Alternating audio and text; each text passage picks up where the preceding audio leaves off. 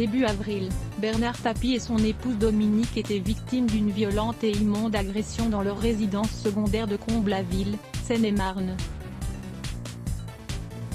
4 cambrioleurs les ont surpris dans leur sommeil, avant de s'en prendre physiquement à eux. Le couple a été ligoté.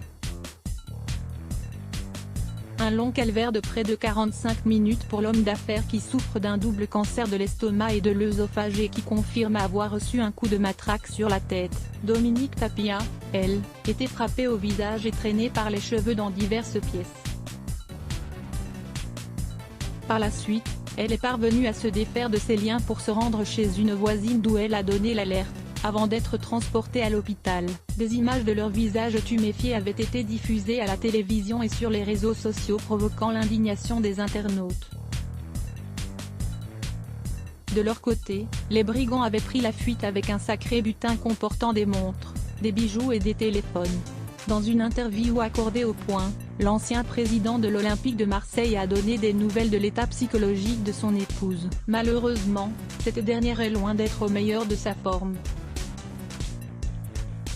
Elle a été traînée par les cheveux de pièce en pièce, car les cambrioleurs voulaient qu'elle leur dise où était le coffre, a-t-il relaté. Ils l'ont rouée de coups pendant près d'1 heure.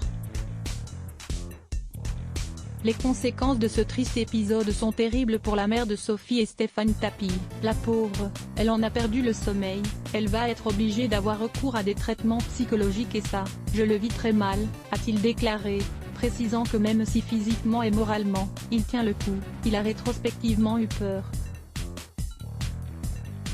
Et on peut le comprendre. Pour rappel, le parquet de Paris a repris l'enquête ouverte par le parquet de Melun. À voir également, Bernard Tapie cambriolé et battu, des révélations folles. La rédactionnelle lire aussi laisse bloc ADS. Why?